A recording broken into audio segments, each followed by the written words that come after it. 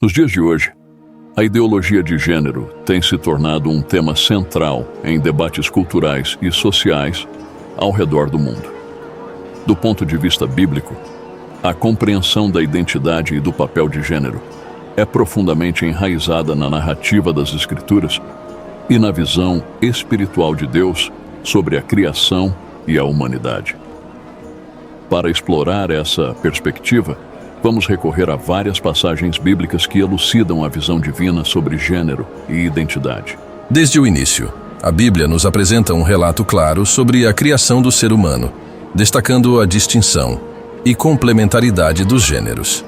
Em Gênesis 1:27 lemos: Criou Deus, pois, o homem à sua imagem. A imagem de Deus o criou. Homem e mulher os criou. Esta passagem estabelece que a humanidade foi criada à imagem de Deus e que essa imagem se manifesta na dualidade de homem e mulher. A complementaridade dos sexos é reforçada em Gênesis 2:24, que descreve a união matrimonial. Por isso, deixa o homem pai e mãe e se une à sua mulher, tornando-se os dois uma só carne. A visão bíblica do gênero não se limita apenas à criação, mas também permeia toda a narrativa bíblica, oferecendo orientações e princípios que refletem a vontade de Deus para a humanidade. Em Deuteronômio 22:5, por exemplo, encontramos uma instrução específica sobre a distinção de gêneros. A mulher não usará roupa de homem, nem o homem veste peculiar à mulher, porque qualquer que faz isto é a abominação ao Senhor, teu Deus. Este mandamento sublinha a importância da distinção e da ordem estabelecida por Deus na criação. No Novo Testamento, a visão de gênero continua a ser afirmada e aprofundada. Na primeira carta aos Coríntios, capítulo 11, verso 3, Paulo escreve: Mas quero que saibais que Cristo é o cabeça de todo homem, e o homem o cabeça da mulher, e Deus, o cabeça de Cristo. Aqui, Paulo destaca a ordem hierárquica e a interdependência entre homens e mulheres, refletindo uma estrutura divina que visa a harmonia e o propósito na criação. Além disso, o apóstolo Paulo, em Efésios capítulo 5, do versículo 22 ao 33, aborda o relacionamento entre maridos e esposas, comparando-o à relação entre Cristo e a Igreja. Ele instrui: Vós, mulheres, sujeitai-vos a vossos maridos como ao Senhor, porque o marido é o cabeça da mulher, como também Cristo é o cabeça da Igreja, sendo ele próprio o Salvador do corpo.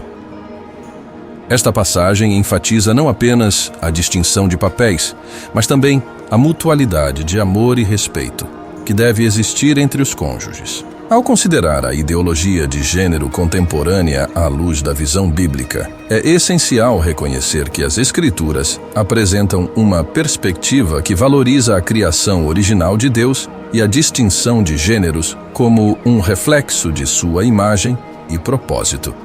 Em Mateus 19, versículos do 4 ao 6, Jesus reafirma a criação original ao responder aos fariseus sobre o divórcio. Não tendes lido que, desde o princípio, o Criador os fez homem e mulher e disse: Por esta razão, deixará o homem pai e mãe e se unirá à sua mulher, e os dois se tornarão uma só carne? Assim, eles já não são dois, mas sim uma só carne. Portanto, o que Deus uniu, ninguém separe. A visão bíblica, portanto, não é meramente uma questão de regras e restrições, mas uma celebração da ordem e do propósito divino. A identidade de gênero, segundo a Bíblia, é um dom de Deus que deve ser vivido em conformidade com sua vontade revelada nas Escrituras. Em Romanos, capítulo 12, versículo 2, somos exortados: E não vos conformeis com este mundo, mas transformai-vos pela renovação da vossa mente, para que experimenteis qual seja a boa, agradável e perfeita vontade de Deus. Nos tempos de Jesus, a comunidade judaica possuía uma visão clara e definida sobre a identidade de gênero, profundamente enraizada nas escrituras hebraicas e nas tradições culturais que moldavam a vida cotidiana. Para os judeus do primeiro século, a distinção entre homem e mulher era não apenas uma questão de identidade pessoal, mas também de ordem social e religiosa, refletindo a criação divina e os mandamentos de Deus. A cultura judaica da época de Jesus baseava-se fortemente na Torá, os 5 primeiros livros da Bíblia, que contêm as leis e instruções dadas por Deus ao povo de Israel. Como já mencionado, Gênesis, capítulo 1, versículo 27, estabelece que Deus criou o ser humano à sua imagem, como homem e mulher, e essa distinção era considerada fundamental. Essa visão se manifestava em várias práticas e normas sociais que buscavam preservar a ordem e a santidade da criação divina. Um exemplo claro dessa distinção é encontrado em Deuteronômio 22, versículo 5, que proíbe o uso de roupas do sexo oposto. A mulher não usará roupa de homem, nem o homem veste peculiar à mulher, porque qualquer que faz isto é abominação ao Senhor, teu Deus. Este mandamento era parte de um esforço maior para manter a pureza e a separação entre os gêneros, visto como uma forma de honrar a criação original de Deus. Além das prescrições legais, a distinção de gênero também influenciava os papéis e responsabilidades dentro da sociedade judaica. As funções de homens e mulheres eram claramente delineadas, tanto no contexto familiar quanto no religioso.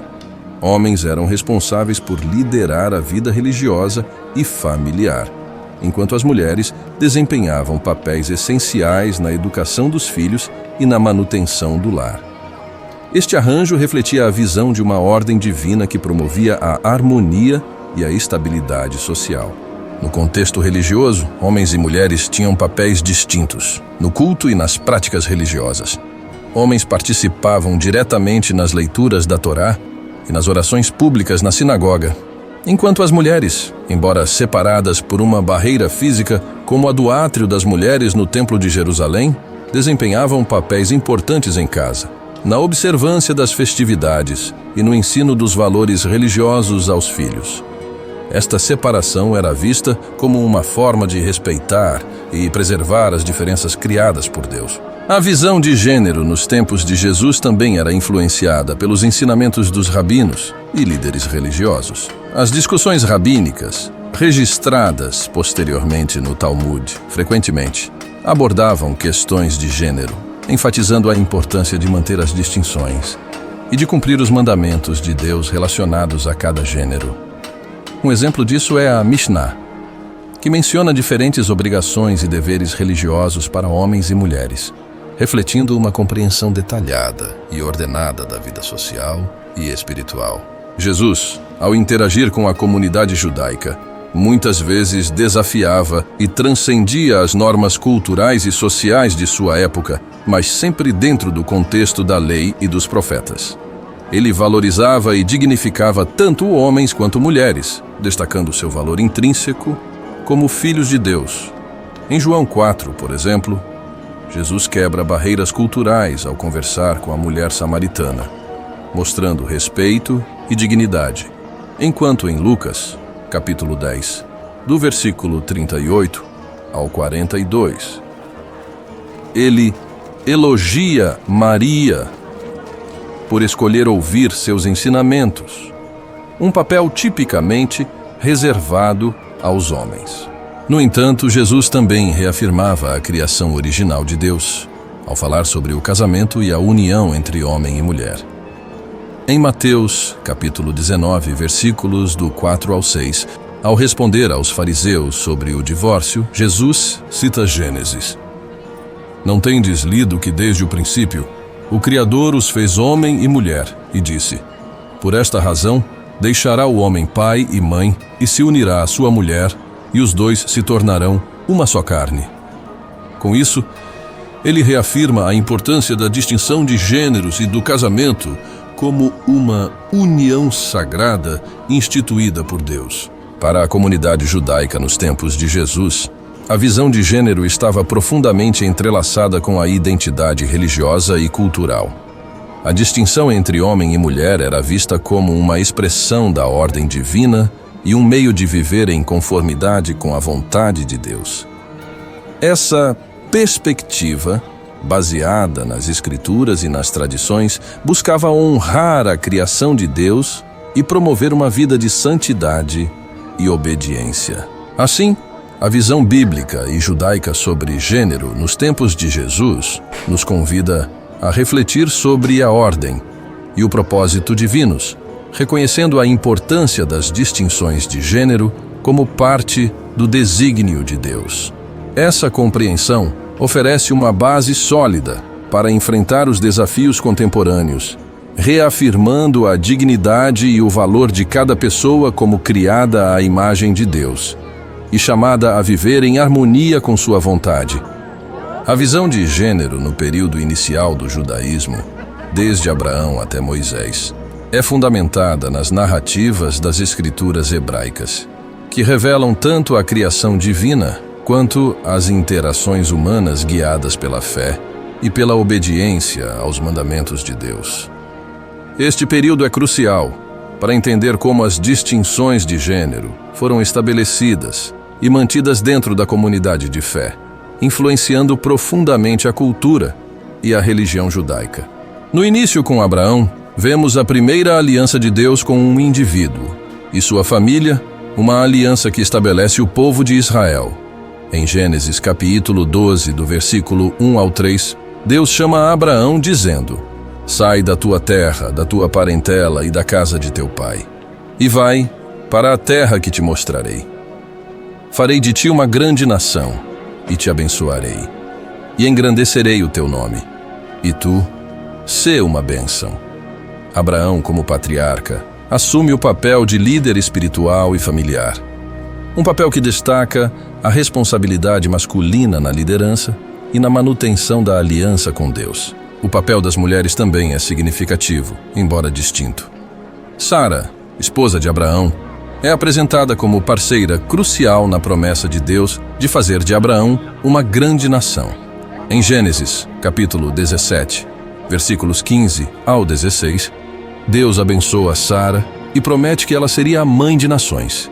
E disse Deus a Abraão: «Quanto a Sarai, tua mulher, não chamarás mais o seu nome Sarai, mas Sara será o seu nome. E eu a abençoarei, e também te darei dela um filho.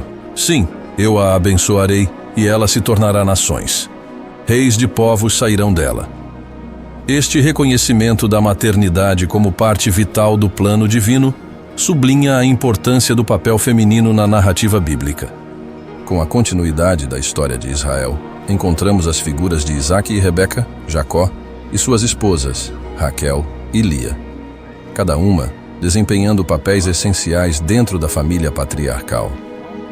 A narrativa dos 12 filhos de Jacó, que se tornam as 12 tribos de Israel, mostra como a estrutura familiar e a distinção de papéis entre homens e mulheres eram entendidas e vividas.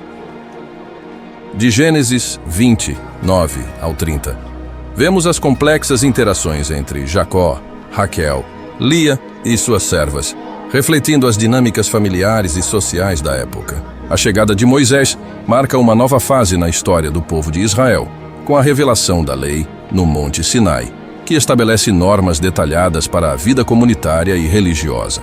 A Torá, ou Lei de Moisés, inclui diversas instruções que delineiam claramente os papéis de homens e mulheres.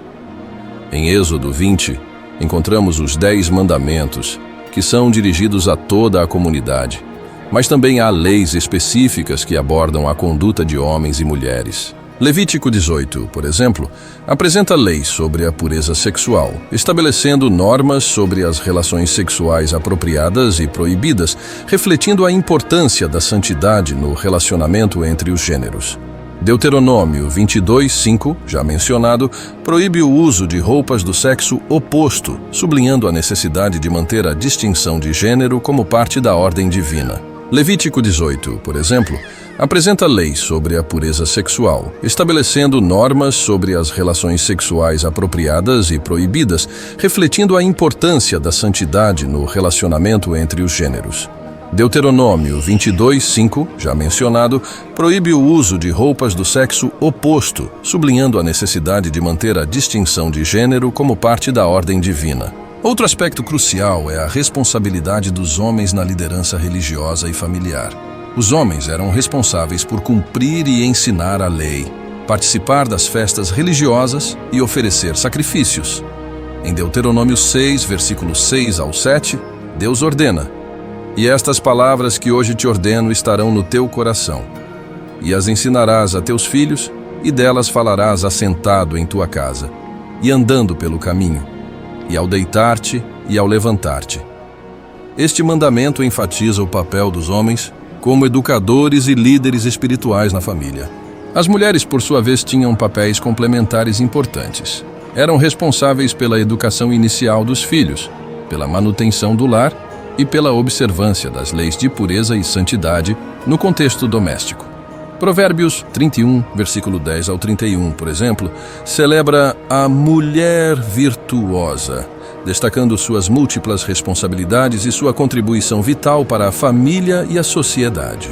Esta visão é reforçada ao longo das Escrituras, destacando que, embora homens e mulheres tenham papéis diferentes, ambos são igualmente valiosos aos olhos de Deus e chamados a viver em conformidade com seus mandamentos. A ordem e a estrutura social estabelecidas por Deus visavam promover a santidade, a harmonia e o cumprimento do propósito divino para a humanidade. Esta visão é reforçada ao longo das Escrituras, destacando que, embora homens e mulheres tenham papéis diferentes, ambos são igualmente valiosos aos olhos de Deus e chamados a viver em conformidade com seus mandamentos. A ordem e a estrutura social estabelecidas por Deus visavam promover a santidade, a harmonia e o cumprimento do propósito divino para a humanidade. Nos dias atuais, a Igreja enfrenta inúmeros desafios ao lidar com questões de gênero e identidade, especialmente em uma sociedade onde a ideologia de gênero se torna cada vez mais proeminente e debatida. No entanto, a Igreja é chamada a permanecer fiel aos preceitos bíblicos, mantendo sua integridade e compromisso com a palavra de Deus.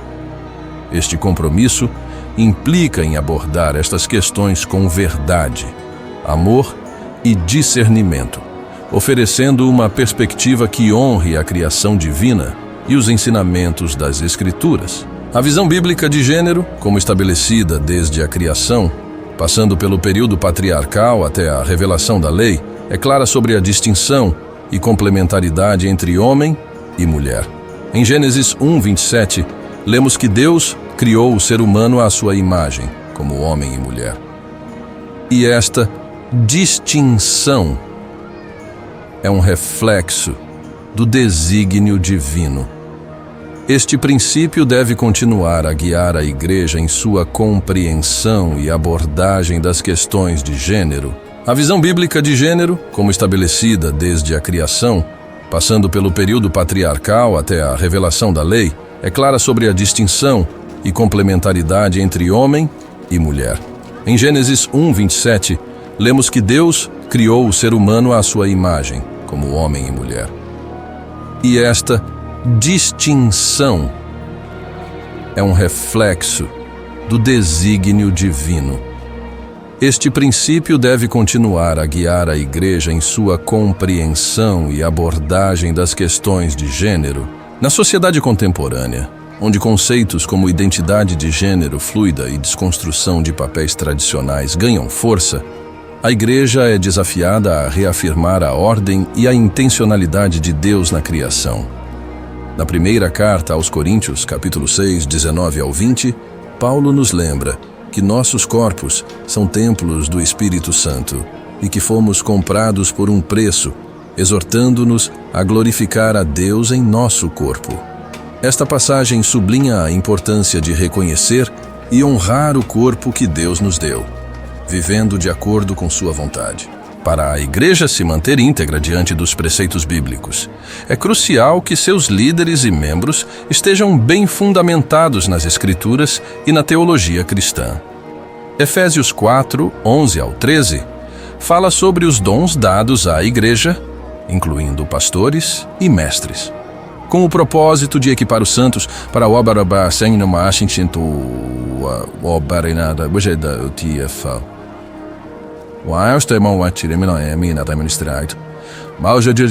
edificando o corpo de Cristo. Este ensino e edificação são essenciais para que a igreja possa responder às questões contemporâneas com sabedoria e verdade. Para a igreja se manter íntegra diante dos preceitos bíblicos, é crucial que seus líderes e membros estejam bem fundamentados nas Escrituras e na teologia cristã. Efésios capítulo 4, versículo 11 ao 13, fala sobre os dons dados à igreja, incluindo pastores e mestres, com o propósito de equipar os santos para a obra do ministério, edificando o corpo de Cristo. Este ensino e edificação são essenciais para que a igreja possa responder às questões contemporâneas com sabedoria e verdade. Além de uma sólida base bíblica, a igreja deve abordar essas questões com amor e compaixão. Em João, capítulo 13, versículos 34 ao 35, Jesus nos dá um novo mandamento. Amai-vos uns aos outros, como eu vos amei a vós, que também vós uns aos outros vos ameis.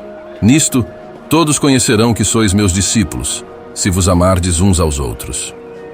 Esta instrução nos chama a tratar todos com dignidade e respeito, mesmo quando discordamos de suas escolhas ou crenças. A igreja também deve ser um lugar de acolhimento e cura.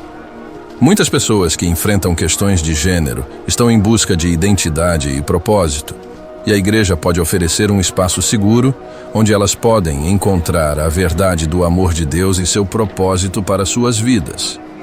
Em Mateus 11, 28, Jesus convida: Vinde a mim, todos os que estáis cansados e oprimidos, e eu vos aliviarei.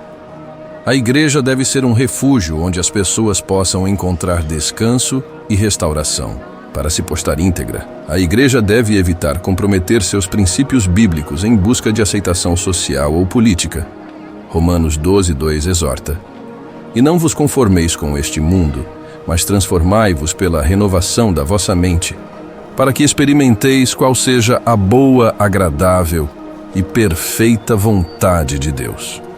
Este versículo nos chama a resistir às pressões culturais e a nos transformar pela renovação da mente, buscando a vontade de Deus acima de tudo.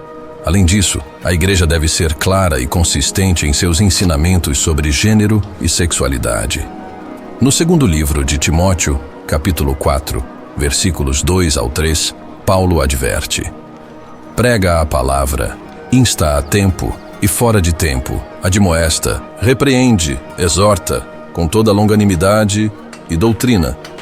Porque virá tempo em que não suportarão a sã doutrina, mas tendo grande desejo de ouvir coisas agradáveis, ajuntarão para si mestres segundo os seus próprios desejos. Este conselho é particularmente relevante hoje, quando muitas vozes procuram reinterpretar ou suavizar os ensinamentos bíblicos para se alinharem com as normas culturais. A igreja deve também fornecer suporte pastoral e comunitário para aqueles que lutam com questões de identidade de gênero. Gálatas 6, versículo 2, nos instrui: Levai as cargas uns dos outros, e assim cumprireis a lei de Cristo. Ao oferecer apoio emocional, espiritual e prático, a igreja pode ajudar seus membros a navegar por essas questões com fé e resiliência. Finalmente, a oração é essencial para que a igreja se mantenha fiel e íntegra. Em Filipenses 4, versículos 6 ao 7, Paulo nos exorta a levar todas as nossas preocupações a Deus em oração, com ações de graças, prometendo que a paz de Deus guardará nossos corações e mentes em Cristo Jesus.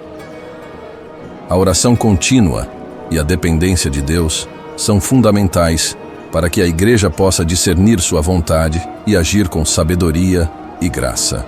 Em resumo, a igreja nos dias de hoje deve manter sua integridade diante dos preceitos bíblicos ao abordar questões de gênero, afirmando a ordem divina da criação, ensinando com clareza e consistência, oferecendo amor e acolhimento e permanecendo firme em oração. Ao fazer isso, a igreja pode ser uma luz no mundo, oferecendo uma visão de esperança e verdade que honre a Deus e revele seu plano redentor para a humanidade. Em resumo, a Igreja nos dias de hoje deve manter sua integridade diante dos preceitos bíblicos ao abordar questões de gênero, afirmando a ordem divina da criação, ensinando com clareza e consistência, oferecendo amor e acolhimento e permanecendo firme em oração. Ao fazer isso, a Igreja pode ser uma luz no mundo, oferecendo uma visão de esperança e verdade que honre a Deus e revele seu plano redentor para a humanidade.